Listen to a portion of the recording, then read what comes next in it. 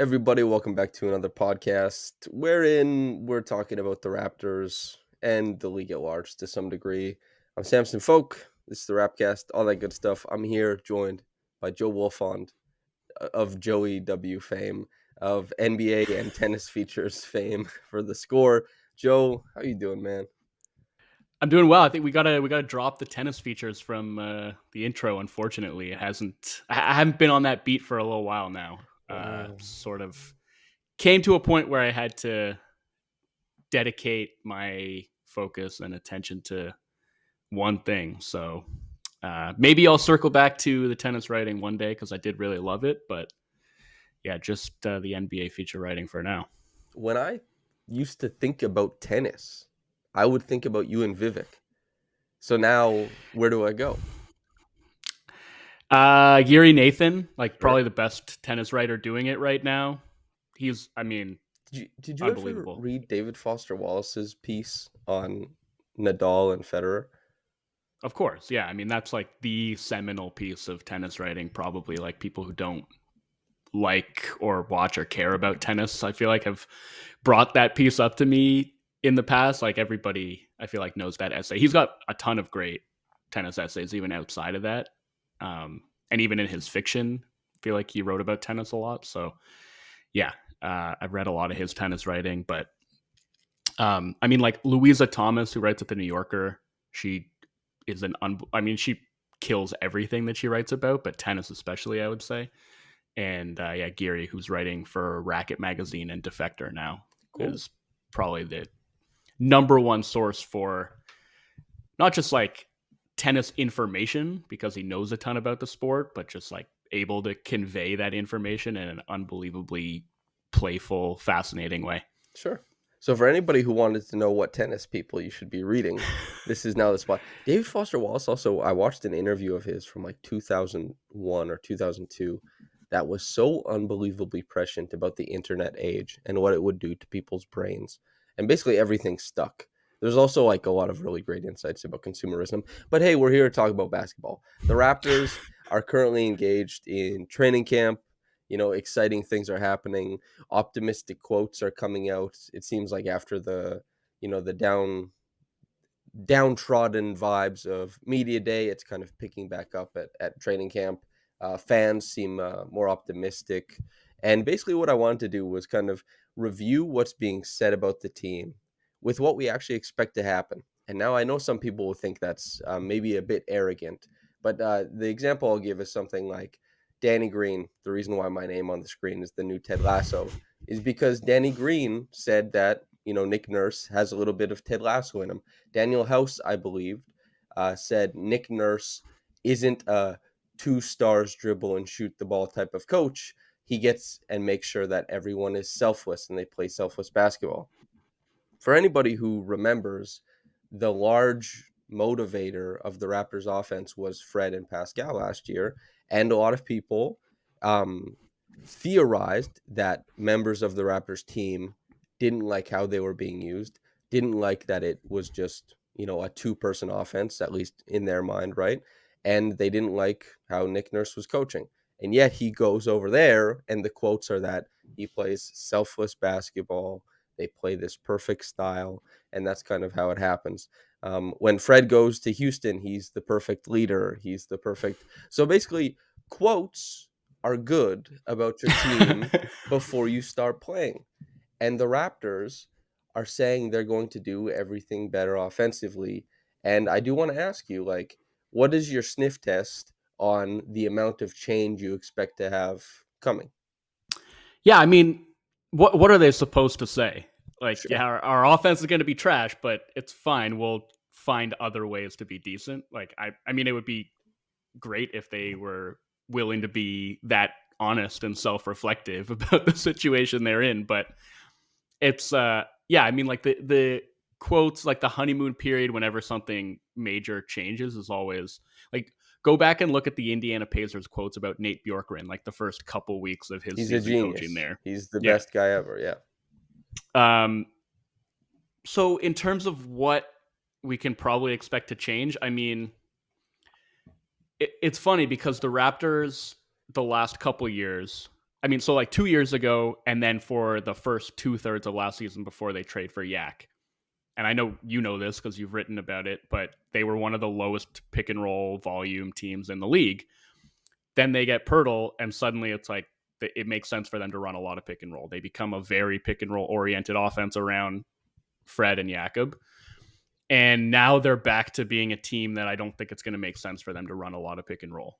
And I think you heard Darko talk about that after one of their first training camp scrimmages or practices, where he was saying, like, yeah, we're going to be oriented more around the elbows and the high post. And, Yak is going to be maybe making like more things happen, running some delay stuff, things like that, where you're leaning away from pick and roll play because frankly, you don't have the pick and roll ball handlers to make that work. We can talk about Scottie as a potential pick and roll ball handler if you'd like. I mean, you wrote enough about it, have thought enough about it, I'm sure. Uh, and I'm sure that's something they'll explore, and they'll explore pick and rolls with Dennis and probably try to run some inverted stuff with Pascal. And obviously you can have Schroeder being the screener there. It's going to be more effective to have Gary being the screener there because of his shooting gravity. But you don't have, like, Fred was one of the best guard screeners in the league. Like, that's a big reason why those inverted actions worked as well as they did, on top of the fact that he actually had immense gravity when he was ghosting and flaring out to the 3-point line. So it's just, whether it is inverted action or your sort of standard small big pick and roll, or big pick and roll, if you're having, like, you could have iterations with Pascal and Jakob and like Scottie and Jakob. Like, there are a lot of different combinations. I'm sure we'll see, like, I said this to you on media day, but just like snug, like run those pick and roll lower down on the floor where it becomes a lot more difficult for the defense to go under. And there are a few ways, I guess, that they could try to game it out where that is still a successful part of their offense, but I think they're going to have to find other ways to make it work. This is something that Darko had to do as he helped design the Phoenix offense. This is something that he had to do with the Memphis offense. Neither team was like these big pick and roll juggernauts when he was there. Now, Phoenix obviously got Chris Paul after he left, and then, it's out the bag. You're running pick and roll, and a lot of Spain and Monty, they did a lot of good stuff there. But they started out running like a ton of handoff packages, and a lot of that was done with like Aaron Baines and Devin Booker, for example.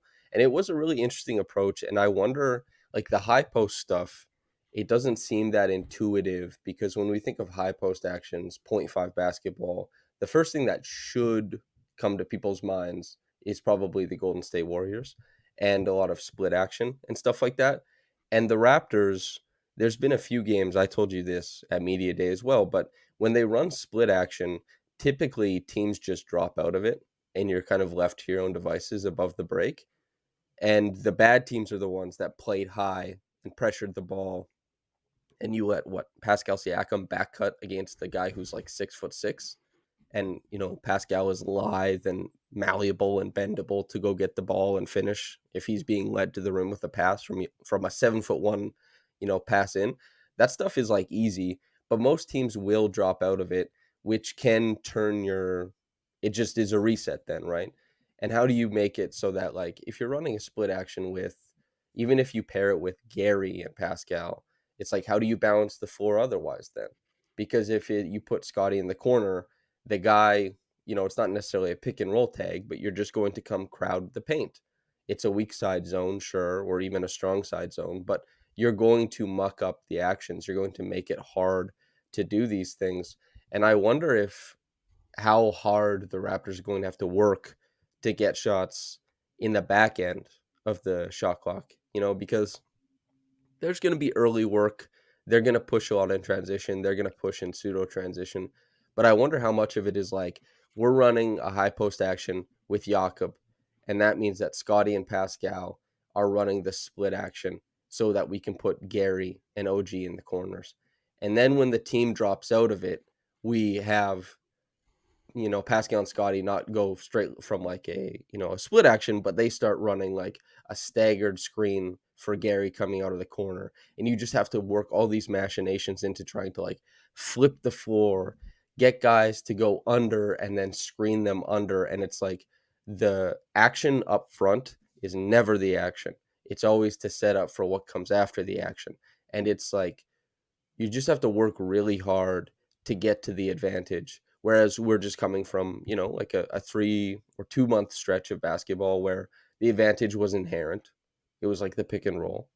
And I'm curious, do you think what do you think they'll be able to mine from the high post stuff in your mind? Because they are running the proper skill sets for the bigs, but they don't have the Yeah. proper skill sets for the shooters, the guards, etc.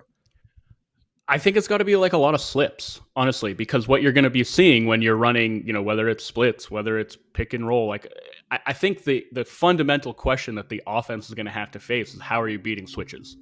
Because that is going to be the intuitive way. Like if you're running two-man game with a lot of like-sized players, that's going to be the obvious way to counter it is just to switch it. And I think, there are ways to do that if you're nailing all your stuff, if you're nailing the timing of it, if you're disguising stuff, flipping the angles of screens, like you wrote about Scottie rejecting. And it's like, if, that can be effective, but you actually have to set the defender up for that. Like they have to be leaning the other way because you've sold it, like you've disguised it well, or like the angle of the screen is being flipped at the last second, or you're just slipping out of it at the exact right time and you're creating slivers of space that way. This version of the team, like they're always going to be in the half court operating in tight spaces. So the good thing is like they have a lot of guys who are capable of threading passes through tight spaces. Like in terms of front court passing, you can't do a whole lot better than Pirtle, Siakam, Barnes, Yep. right? Like that's about as good as it gets. So the downside of that obviously is like the spacing is going to be cramped, but if you want to have guys on the floor who are capable of mitigating that because they can actually make passes, whether it's going over the top or the threading bounce passes through like small windows, they can do that, but you still have to create those micro advantages. And I think that's all just going to come down to like timing, communication, and like great synergy between all the players that are going to be involved in every action. I love that you brought up the switching. It allows me to reference the Scottie pick and roll piece. And so the worst pick and roll partner that Scottie had last season was by far his best screener, Jakob Pertl, 0.675 points per chance. That's abysmal. It's really terrible. And one of his best partners was one of the worst screeners. I don't have to tell anybody that last year Pascal was not super interested in screening. He was just doing like the prerequisite walk towards the guy to initiate the switch. But the Scottie Pascal pick and roll, where Pascal was the screener, was very successful because it initiated a lot of switches and Pascal scored on switches very efficiently. This is the interesting part because immediately your mind goes there. I don't think you're a fool. I don't typically suffer them. I think you know your basketball.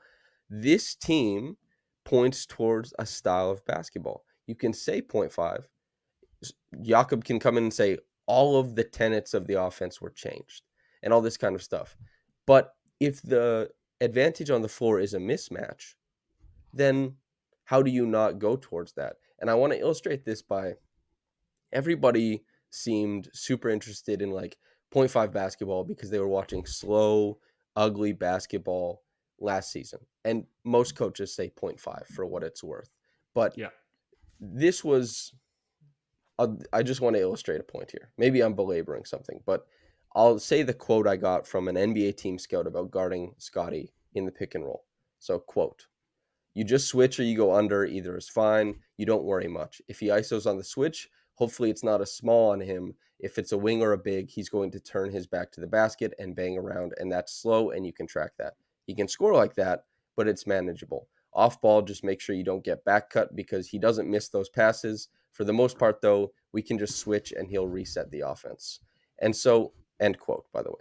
So you took that quote. Which, by the way, like I did, yeah, Yeah. and like we should say that could apply. That quote could have been about any theoretical pick and roll ball handler on the Raptors, right? Sure, exactly. And so this is kind of like are people ready for what might be happening? Because you were, it's a good quote. You put it on Twitter, and people reacted to it like there's a lot of good stuff happening here. Like he's saying, "Oh, Scottie can't do X or Y," but look, Scottie can do C, W, and S. And I'm like, well, people said they were tired of C, W, and S. Yeah. But when it's Scottie doing it, suddenly a slow ISO is acceptable. But if it was Pascal doing it, it's more of the same. Even though Pascal is more successful at the isolations, it's like this team probably is going to have to mine advantages in a lot of the same places that they mined advantages last year. And that's not necessarily a bad thing. It's just I wonder where Darko's ability to innovate and the skill sets of the team kind of, do they how do they work together and mesh? Because I heard the last episode of Jay's Talk Plus, Blake was talking to John Axford, I believe, and they brought up the Mike Tyson. Everyone's got a plan until you get punched in the mouth. And then Yeah. Blake said it's not everyone's got a plan until you get kissed on the mouth. Like people are going to try and stop you. And it makes me wonder really hard about what it's going to look like and how people like watching the team this year, because it's an entertainment product.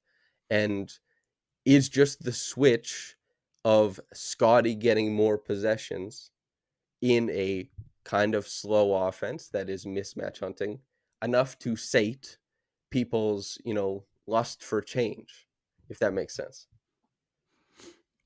Yeah, I mean, I can't speak for the entire fan base on that front, but I think it'll ultimately just come down to how successful it is. And if it aesthetically is more of the same, and in terms of the success rate, it's more of the same, then yeah, I think people will start to get frustrated and feel like they were sold a bill of goods. Like you came in here preaching this 0.5 offense and it looks the exact same as last year. But I think, I mean, look, I've been, I think, kind of hard on Nick Nurse the last couple of seasons, but I also think it went too far at times in terms of talking about his complete lack of offensive imagination.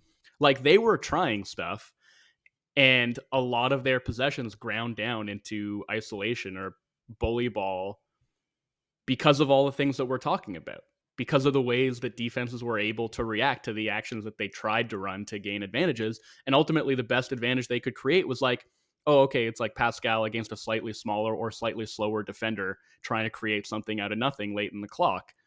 And, if they're able to find ways to avoid more of those scenarios this year, then power to them. I'm like I don't know nearly as much about basketball strategy as Darko Rajakovic does. So I'm sure there are things that he's thinking about that I'm not right now in terms of how they're going to do that. But, I think like in theory, really like the idea of Scottie as a DHO hub. Yep. Because I think that, I mean, that's to me, even when we saw him do it last year, I thought it looked really good.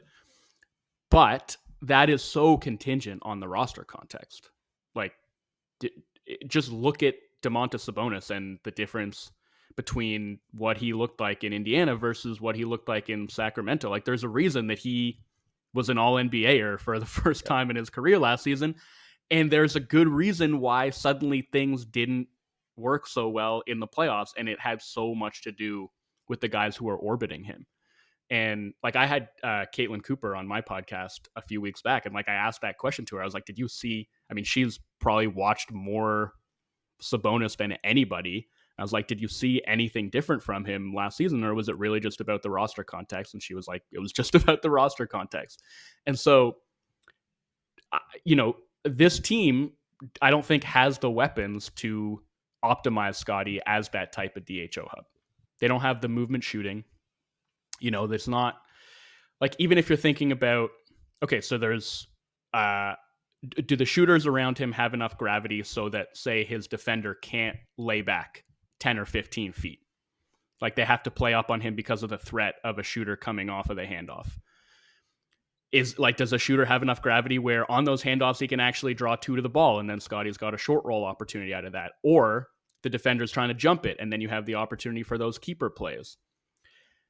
Even like when Sabonis was running DHOs with De'Aaron Fox, like Fox doesn't like he's not this stop on a dime kind of Mhm. movement 3-point shooter, but he has gravity going to the basket. That's like, if you're not playing up, if you're letting De'Aaron Fox get ahead of steam coming around to DHO, then wham, he's on top of the rim in a second. And like the Raptors just have so little of that. It's like maybe Grady Dick comes in and like he can be that sort of DHO dance partner right off the bat. And I know you've mentioned like the numbers in terms of the Scottie and Gary 2-man game have been pretty encouraging. There are combinations that can work, but in terms of, that's where it's like, I don't think that Scottie's ideal role is like as an initiator, as what you would call a quote unquote point guard. But I don't think the Raptors have the means of kind of nudging him into the role that I think would be best for him anyway. It's so Domantas Sabonis, when he was with the Pacers in 2021-22, their team was actually worse offensively with him on the floor, as crazy as that sounds. And then one of the best offenses of all time, by the numbers, the Kings last season. The 3-point shooting around Domantas Sabonis as a hub, you have almost 7 attempts a game from Kevin Huerter, who can shoot on movement at 40%. Keegan Murray, 41%, over 6 attempts per game. Malik Monk, heavy movement, heavy dynamism, can rescreen, all this kind of stuff. 5 attempts per game, 36%. You have De'Aaron at 5, 32%, but a lot of that is his pick and roll possessions. Harrison Barnes, over 4 at 37%. Terrence Davis, almost 4, 36%. Trey Lyles, 3, 36%. This is the stuff that creates the meaningful change. You have a lot more room to work in, and those, the screen ingenuity works a lot better that way too. Like this stuff is what builds out the offense, the skill sets. And of course, it takes the right coach to say, yes, we're doing this, we're leaning into this. And there's a reason I wanted to talk to Caitlin in the summer about this offensive, environment is like, Caitlin, you are regarded as the number one X's and O's writer. You understand scheme. You are a great avatar for how a coach would try to approach some of this stuff. And she was like, yeah, you're basically just trying to move the help defense with, maybe pick and roll. And, Darko did mention that at Media Day. But you are getting back to a lot of the same principles, the same advantages. And this, how do you get away from them? And this is what I wanted to talk to you about. Really, you wrote the first piece about the Raptors, the big possession ball that they were playing, trying to win by more than 5 possessions to create that win differential that's represented, through NBA history. If you come out on top of the possession battle by a differential of more than 5, you win like 70% of your games. I don't know the exact number, but it was around that, I'm pretty sure. And the Raptors, a team that leaned super hard into creating turnovers, limiting them, and offensive rebounding like crazy, and then somehow managing to get back in transition. Do you think they still lean super hard into those tenets? I mean, what I would like to see is them still have those tenets be part of their identity, but in a more organic way, not trying to reverse engineer it the way that we saw them do in the past. Because there are things that you sacrifice in service of trying to get to those advantages. And if you're not doing it in an organic way, then the numbers that you just threw out there, and I don't know the exact numbers either, but I know Nick Nurse does because he did mention them at one point when he was detailing this strategy and why they were doing it. But like, you skew those numbers, like you can basically throw them out the window if what you're doing is starting at, okay, I mean, the Raptors were at +9, by the way, for shooting possessions per game. Like, it's outlandish. They were at +7 the year before when I wrote about it for the first time, and I was like, wow, this is crazy. And then they went up to +9 last season. And like, it's kind of wild to get 9 additional shooting possessions than your opponents per game and still net out to a 500 team. But it makes sense when you think about what you're giving up in order to get there. And I do think we saw a bit of a come down in terms of like the transition defense. I don't think was quite as good last year. And like the extent to which they were being, borderline reckless, gambling for steals, trying to create turnovers, burned them a lot. And I mean, it was interesting actually because they were able to scale back some of that, like the corner help that was inherent to their scheme when Pirtle came over, Hmm. and they did that while still being able to be aggressive on the perimeter and still creating a ton of turnovers. So I think that bodes well. Yep. Um, but I think there probably needs to be just like a little bit more of a balance.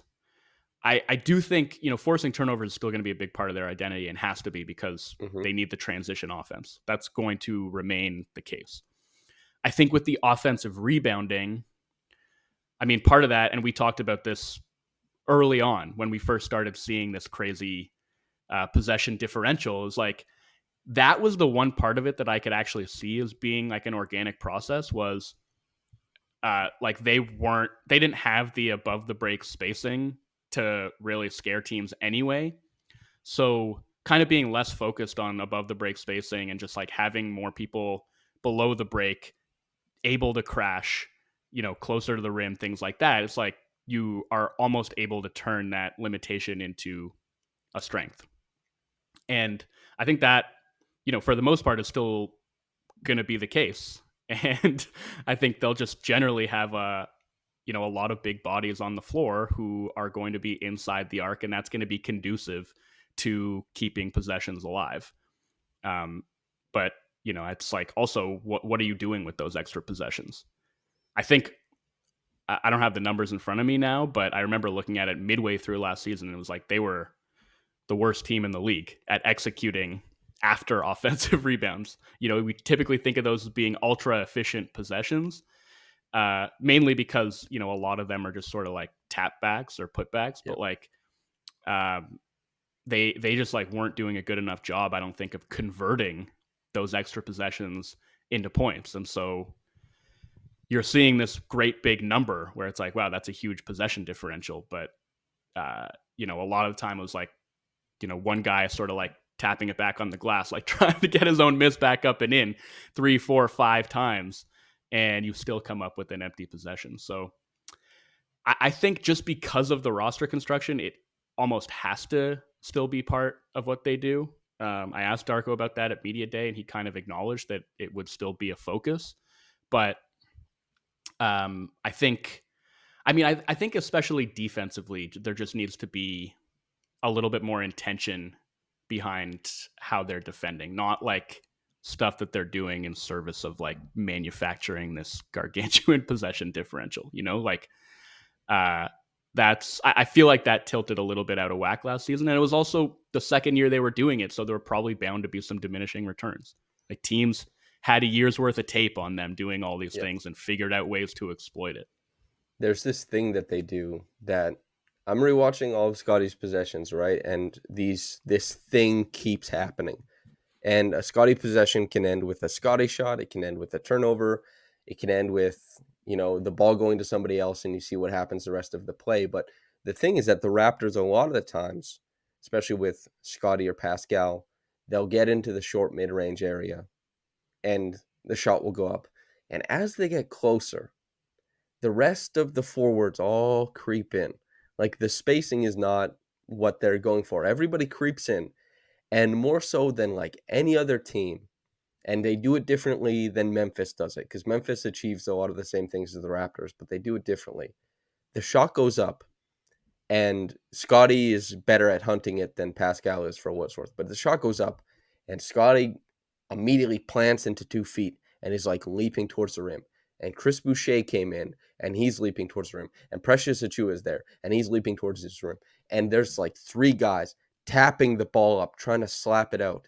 And that's like 40% of their possessions. I like it's a Yeah. lot. You watch it live, you take note of it throughout the season, you say, this is the team. But you take a break, you come back to that film, you're like, wow, a lot of these possessions end up looking this way. And it's no wonder. Like what percentage of their own misses did they like have a shot at? Like 30%? You know?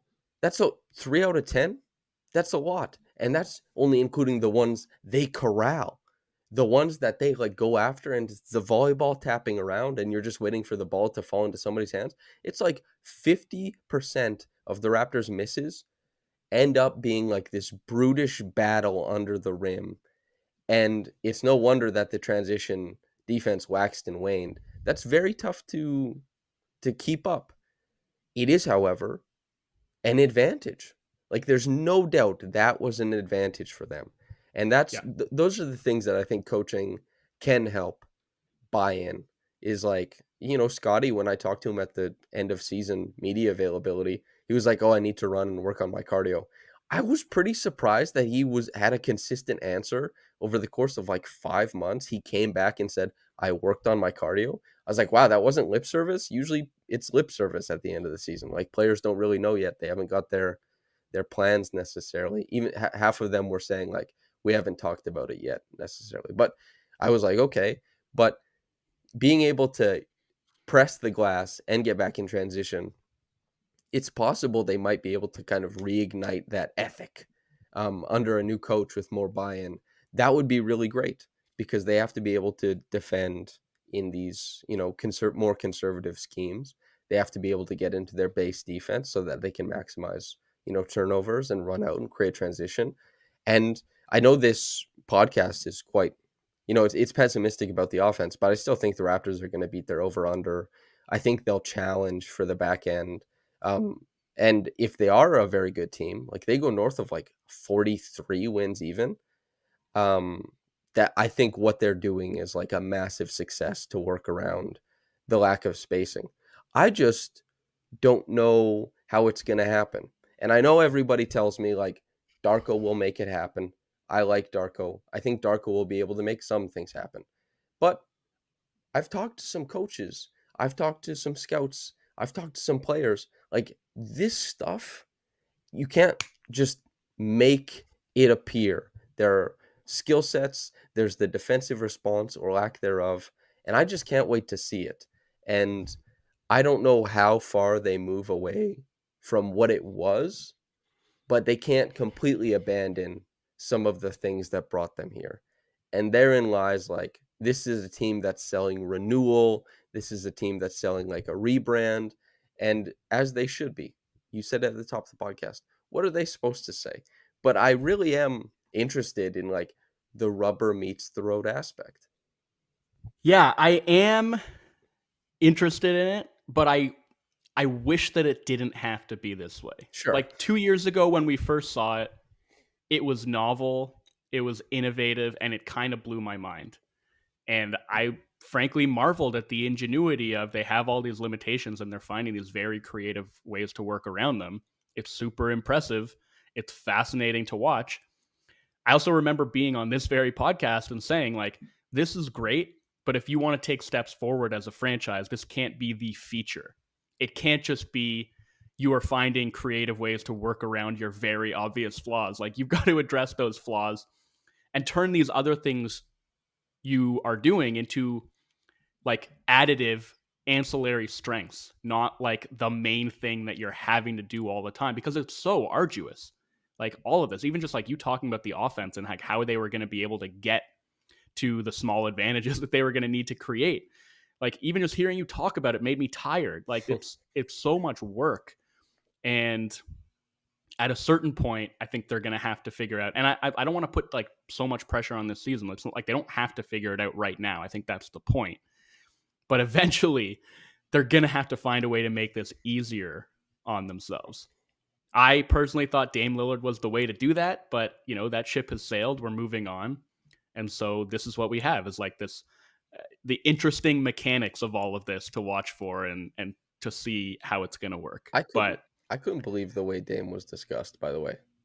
Like that, people were yeah, pretending he wasn't one of the like unbelievable offensive engines of the age. I think now people don't have to want Dame on the Raptors, and it's a pointless hypothetical now. But like he would have simplified a ton of things. And the question, of course, is like, was that worth X going out and Y coming in?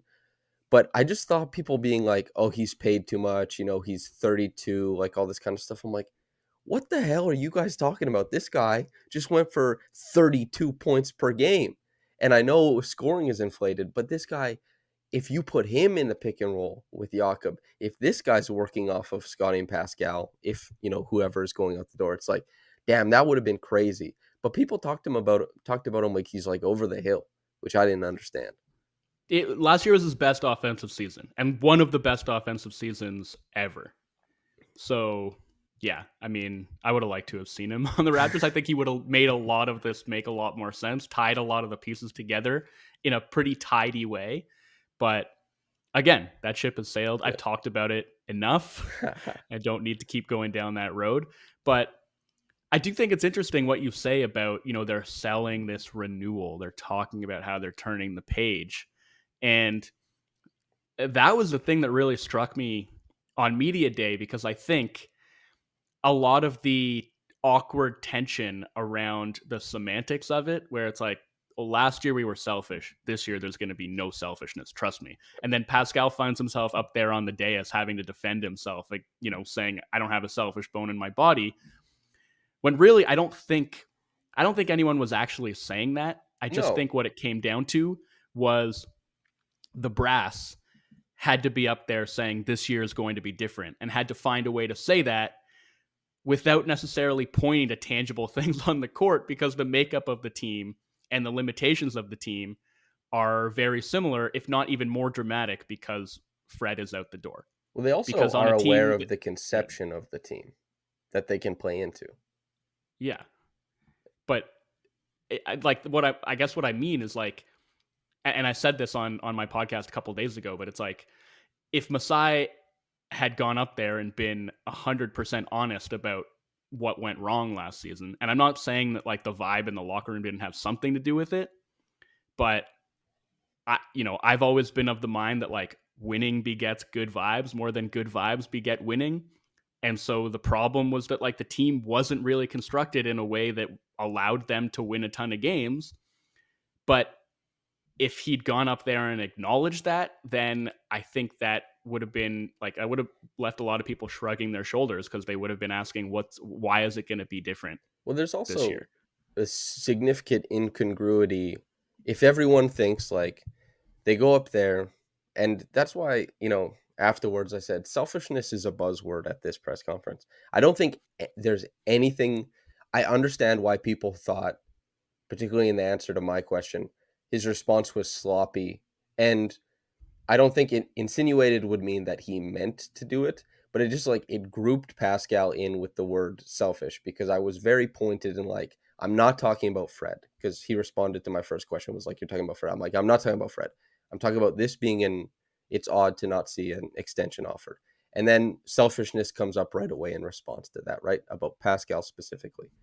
I don't think he thinks Pascal is selfish. Pascal's not a selfish player. But there's an incongruity in that everybody's like, oh, they're getting away from the selfishness. Fred left. Nick Nurse left. It's like Nick Nurse was fired. Sure, that would make sense. But they tried really hard to keep Fred. They wanted Fred on the team. The brass wanted Fred. And it wasn't Scottie that came out and said, there will be no more selfishness this year. It was Masai, the guy who tried to keep Fred. They tried very hard. And I suspect because they thought that the team might lean farther into, the wing initiation than they were comfortable with at the time. You can't pay Fred 40 million. They made the right decision letting him walk, obviously. And you get to see what Scottie's going to do, which I think is a huge part of this season. Whether some of it's good, whether some of it's bad, you get to see it. People want to see it. You get to know things. But it just like selfishness is a buzzword. Yeah. Just because people say it doesn't mean that it was like exercised. It's just like, psh, it's gone now. There's no more selfishness. And that's the only thing that made basketball difficult. I'm like, we're all adults here, surely. We know that, like, Fred didn't like Kawhi at all. We know that Kyle and Kawhi didn't get along. We know that Kyle hated Masai. And we know that, like, Kawhi barely talked to these guys. We know that Kawhi played his own brand of offense with Danny Green, and we know that Kyle Lowry kept the team humming elsewise, and we know there was very little going on. and that team won a championship, and immediately after winning the championship, laughed about how the hell they got through the season that they did. It's what's on the court, you Yep. know? Um, of course, buy-in vibes are great, and fans should want that. People should want your team to like each other because it's an entertainment thing. And also, like, part of it is, like, these parasocial relationships that's like, I like that guy. Everybody liked when Vladdy and Teo laugh in the dugout, and then Teo leaves and everybody's like, "Damn, that's sad." Like, it's good to have good vibes, but I didn't understand why they felt after returning so much of the same roster that they could just say, "There's no more selfishness, so everything's different." And if people think I'm being an idiot about this, just please ask yourself if you believe what the 76ers players said about Nick Nurse, or ask yourself if you believe what the Rockets are saying about Fred VanVleet, right? Just Yeah. acknowledge these situations in as if like take the same approach, not just like, well, it's my guy I like who said it and it confirms my priors, so now it's good. But I'm confused about it, man. Like, I know it's you Well, I have mean, to do PR and all that kind of stuff, but yeah. No, but you mentioned the incongruity, and like there's also the incongruity of the selfishness faction of the team is gone, but also we had way too much respect for Fred to trade him last year somewhere he didn't want to go. And I think that's you get into a situation where you're sort of talking yourself in circles and tying yourself in knots because you don't have a good way to sell this new iteration of the team. Like you're trying to sell excitement and enthusiasm by convincing everybody that it's going to be different because no more selfishness, but you have to answer for the product on the court. And I think at the end of the day, maybe this isn't always 100% true because it always has to do with expectations. Like wherever your expectations are, if you're expecting the Raptors to be a 35 win team this year and they win 38 games and look like they're having fun doing it, then maybe you'll be really happy. But I think for the most part, the fans aren't going to be happy if the team's losing, and it doesn't really matter how they're losing. Like that's you mentioned like Vlad and Teo in the Blue Jays dugout, right? It's like it's great when the team's winning and they look like they're having a blast. But when those guys are goofing around and the team's losing, there are so many fans who are so upset about it. They're like, look at these clowns who are just goofing around in the dugout, not taking this seriously while the team's losing. And like those same fans, if the team's losing and everyone looks miserable in the dugout, will be like, look at this lifeless team. No energy, no fight. And it's like, yeah, because you're upset the team's losing, and like no matter what was going on in that dugout, you'd be upset about this. So, you can sell optimism, I guess, in whatever way that you want or whatever way you feel like you can. But at the end of the day, it's like what's on the floor is going to be the arbiter of how successful you were. And I'm just, again, like you, I'm curious to see how they do it. But I can't not be skeptical about a team that last year was 25th in 3-point attempt rate, 28th in 3-point percentage, 25th in first shot half court efficiency, and now out the door is their best ball handler, best pick and roll playmaker, by far their highest volume and best pull up 3-point shooter, and probably their best off ball player too, their best guy to use in inverted pick and rolls. Like it's I just don't know how that's not going to have a huge and hugely negative impact on the on-court product. yeah. I don't want to belabor the Fred point too much, but the quick thing is like when Fred and Jakob were on the court, they had a 96th percentile offense. And when Jakob was on the court without Fred, it was the second percentile. So you're looking at an unbelievable swing, and Fred's skill set was kind of what created that change. I'm very excited to see this year how they try and like where they pull their shooting from. We saw it, they did it with zones, right? Is like they worked through the corners with zones because they needed to stretch the zone as far as they could. So they were very, very intentional about running their guys baseline, running disguised flares to get them going to the corner to try and manipulate and move zones, and doing it with basically only two shooters. Like that's why even though people were like, oh, OG looks good in the middle of the zone. It's like, don't put OG in the middle of the zone because you need him on the outside of the zone. Yeah. Everything will be about placement and role. And I'm sure because there's a lot of talent on the roster, there's like something to be done that gets you north of 25th in the half court. And but even like the Raptors were 26th and 25th the past 2 years, 20th the year before. Getting north of 25th would be a huge accomplishment. I don't know how they do it, but the bones of this team say it's going to be a complicated, difficult, and grimy offensive process, and it should be seamless on defense. Like this team should be able to pull so much strength. That defense and my optimism in it, because people talk about offense. They say defense, but they talk about offense. Like people, for the most part, can't say, okay, this is happening defensively. This is why it's working. Like I can't believe they're meeting the nail a dribble earlier than the year before. And, the rotation out of the back end is like so much better. It's like, that's not the reality. But maybe people will be more interested in defense because once again, this team, that's how they're going to have to achieve things. It seems like easy. They're so big. They have so much talent on that end. And if they do have buy-in, they big teams with talent defensively who care a lot about defending always defend like hell in the regular season. And defending like hell in the regular season is a really good recipe for um to find a floor. I just wonder how far their offense takes them towards the ceiling. And I suspect not super far, but I don't know. Yeah. I was thinking also in terms of like the interplay between offensive rebounding and transition defense, just because you brought up Memphis and how they go about it kind of differently. And I was like, yeah, they go about it differently because they have just one guy who is like like the singular most dominant offensive rebounder possibly that we've ever seen. And he can just do most of that work. And, like Jakob Poeltl is not Steven Adams, but he's a really good offensive rebounder. Yeah. And so I wonder if, because, the last couple of years, they've been having to do a lot of that work crashing from the wings.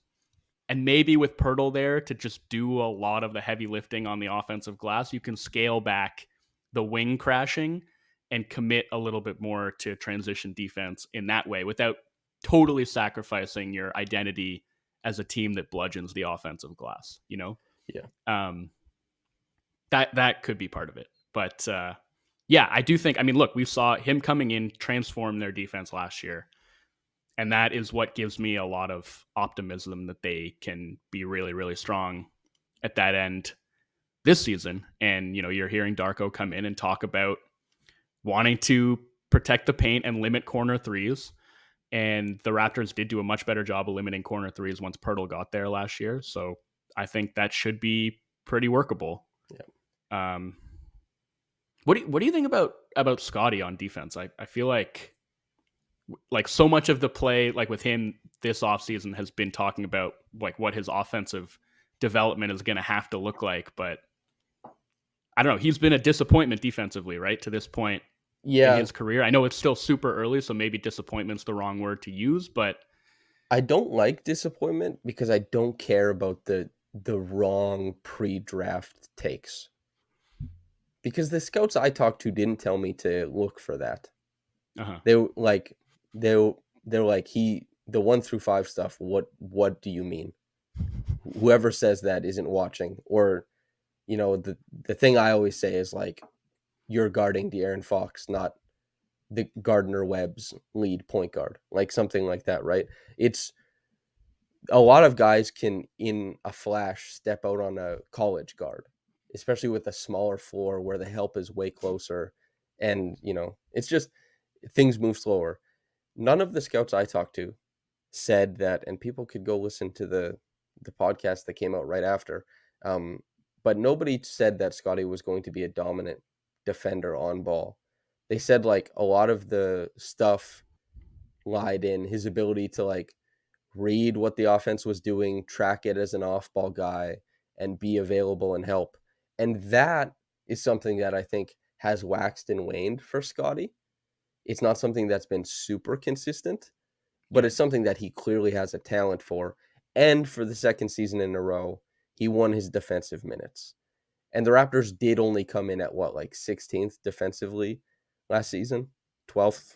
I think they might have gotten up to like 12th by the end of the I year. think 12th offensively. I think they came in at, and defensively, I think 16th, and they were 5th from the time that Jakob was there. Like they were really good defense, and they were 20th in corner three attempt rate, I believe, after Jakob went there, after being 29th maybe or 30th. So positive stuff. But Scottie, I think, is really encouraging as like a just not point of attack. I like Yeah. when he's in space. I like when he can be like a massive wing who can help out on the glass, close out possessions, and also not that he has a huge correlation with like winning the rebound battle on defense, but and also that he can help out and like block, you know, be a rim deterrent in a pinch. That stuff is super good. And he's thick. There should be an avenue to him being like pretty stout over the next, however long of his career. Like there's a bunch of good things happening. It's just if you were when Scottie got drafted, somebody who said, "Oh, this guy will lock down everybody. Like, look at him. He just like he guards up, he slaps the floor, and now he's got everybody in the torture chamber."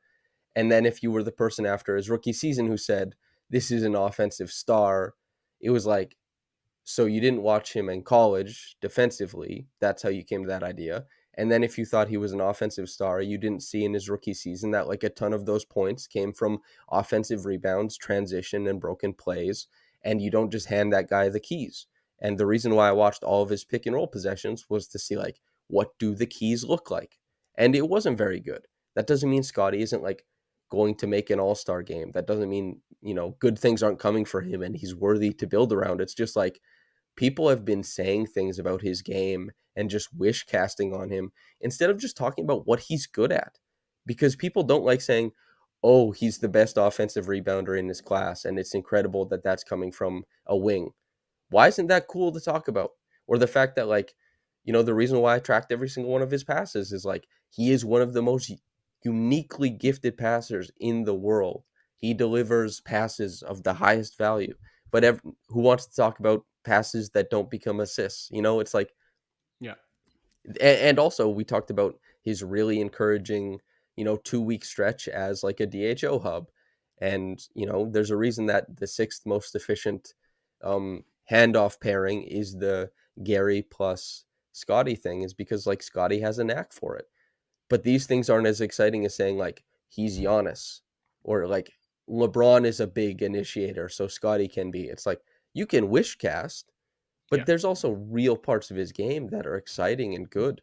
And defense is a big part of that. I think he does a lot of things really well, as long as he's not miscast as like this stab stepper around screens, gonna bottle up a point of attack, initiator or something like that. I'm rambling at this point, but No, it's fine. I mean, I would love to see less of him at the point of attack this season. I just don't think that that's playing into his strengths at all. But, to the point about the conversation around Scottie becoming overly binary and like a little bit poisoned, I feel like I've started to come across as like this big Scottie hater when in reality, I feel like what I've been trying to hammer is like, I don't think that giving him the keys to this particular team's offense is necessarily setting him up for success.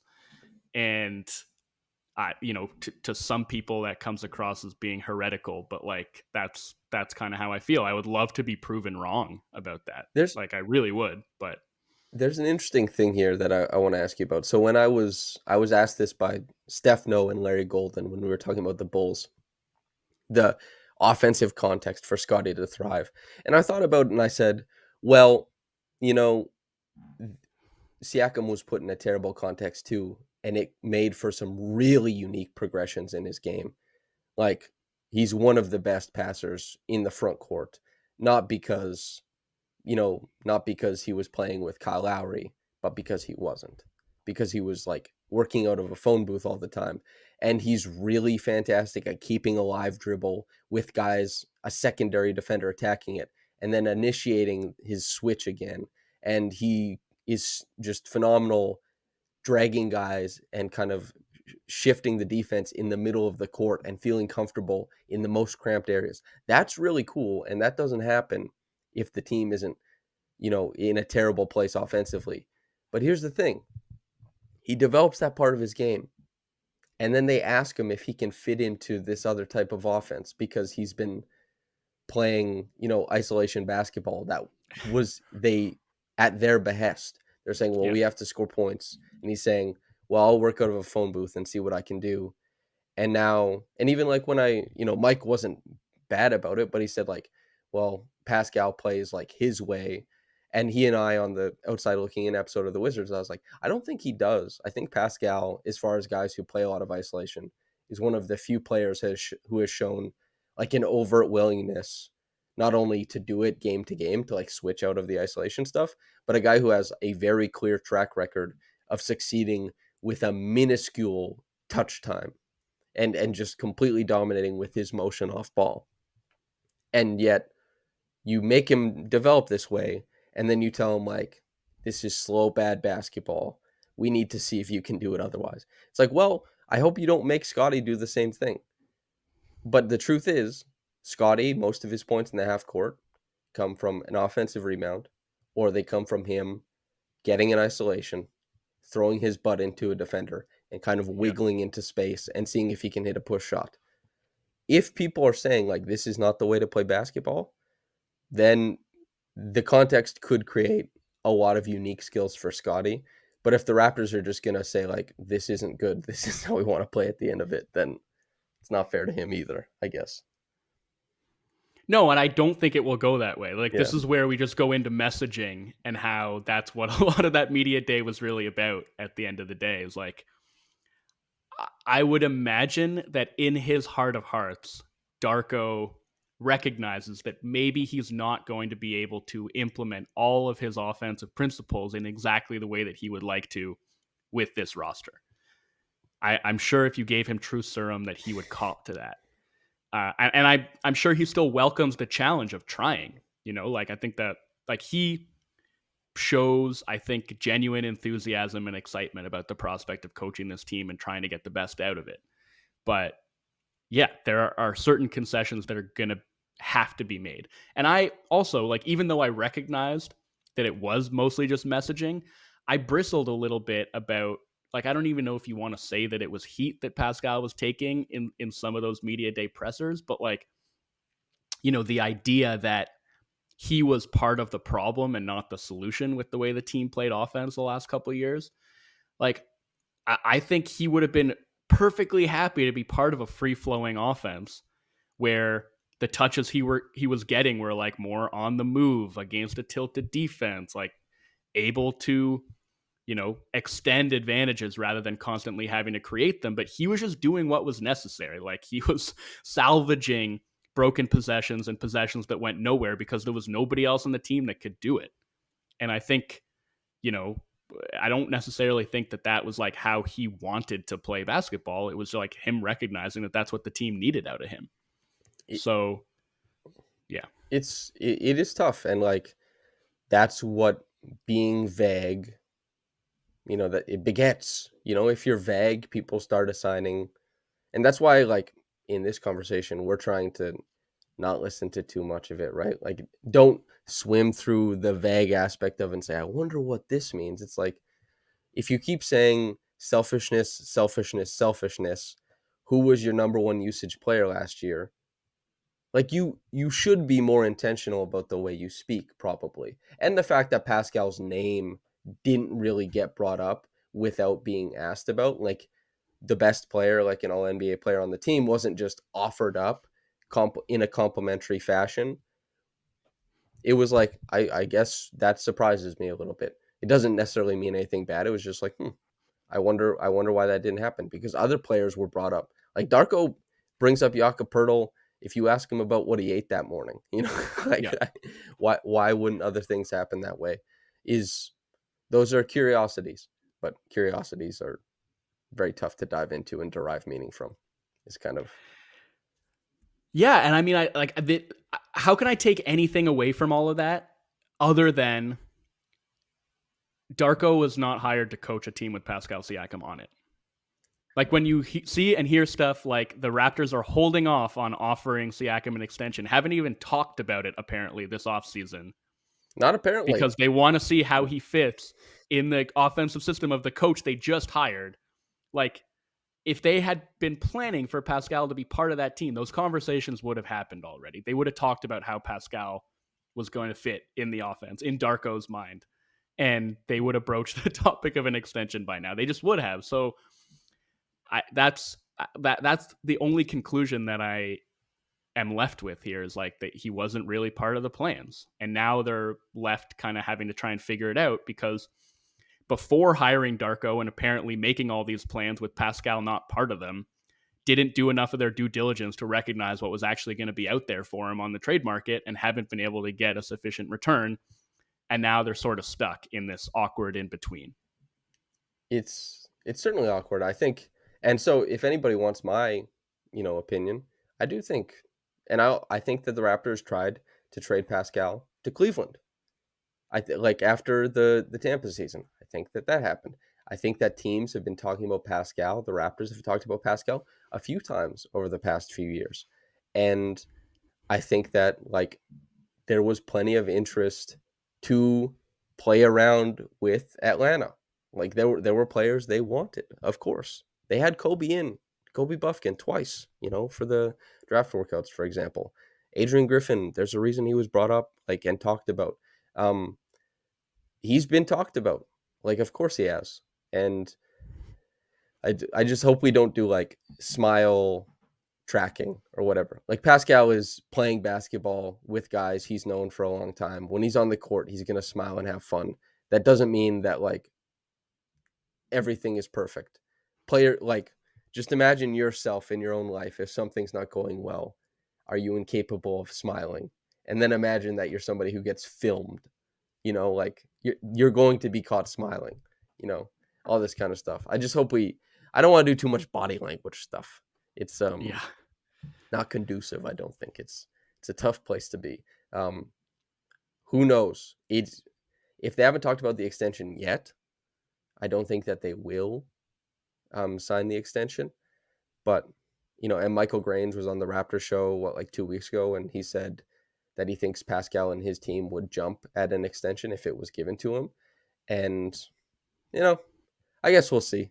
But this isn't a very concise podcast. It's mostly just myself and Joe trying to parse through like how much are the words indicators of what's about to come, and how much are the play styles and skill sets, and how much do words change how those things interact.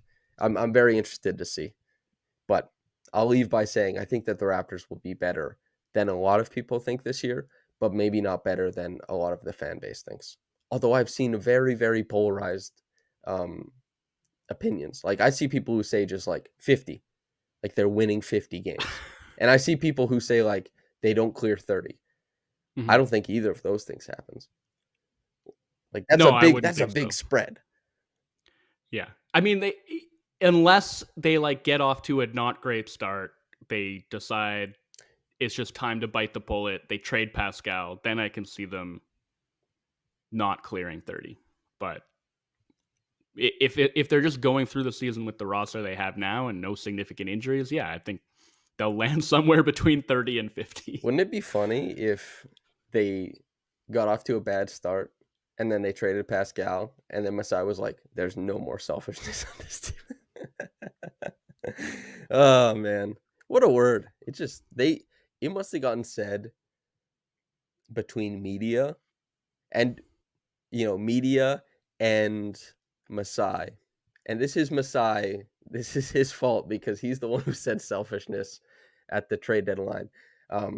But the amount of times it's been said since then, a lot. Like when Houston, nobody walked in and said, "Hey, Fred, you're pretty selfish from what I hear." Nobody was like, "Nick, everybody in Toronto says you're like a terrorist in the locker room." It's just they're just like, "Hey, is James Harden playing?" And he's like, well, they're like, "You didn't answer my question. Is he playing?" Yeah, it's interesting to see. Joe, any parting shots before we get out of here? Uh, no, not really. This was, I don't know. I feel like I got some things off my chest, but I felt like I Sure. needed to, and I felt like it was important for me to sort of wade through a lot of the messaging that we talked about and sort of parse what was actually going on there, because I feel like it would be very easy to read it all in a particular way. Yeah. And I actually think that, the reason behind all of this is a lot more simple than people want to make it out to be. And that's that. There have been issues with the team construction over the last couple of years, It's and I think opaque. yeah, Um, the interesting thing I think is that from what I see, people will either sift like some people look at it and say, "Ooh, don't like that." Like just don't really like how that's working out. Don't like what's being said. They get a vibe from it, right? And then there's people who sift through it in the negative lens. And this is how you get polarized stances. This is even in people who are in relationships, right? It's like if you don't filter things through a charitable lens and you filter them through a negative one, basically what happens, and this is in debate as well, people use this, is like you filter one thing through a really negative lens to create an outsized negative opinion of something. And then you make that your stance to continue making further negative leaps. That's what happens. People will create something that's like not realistic and overly negative about a person, a thing, or whatever. And then that becomes the baseline. And then they work from there. This is true. I can work from this negative position. And you can actually keep following that process until what you're talking about is completely unrecognizable to somebody. And the same thing goes positively. It really depends the way you look at it. You can, I have seen people get themselves to any position. And I'm sure somebody is looking at myself and yourself and saying, how the hell did they get themselves to that position?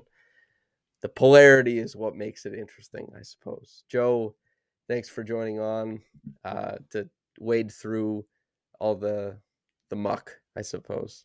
If anybody, no tennis features, none of them. But if anybody wants NBA features, um, Joey W on Twitter, he tweets out his work. I have to go and retweet Lewis's Dame piece and then read it that everybody's been talking about, so that I can say, "Damn, if only." Um, yeah, how's that feel, Joe? Like a podcast? feels like a podcast. Thanks for having me on, brother. Hell yeah! All right, thanks for tuning in, everybody. Whether you got into this in the morning or at night, have a blessed day and goodbye.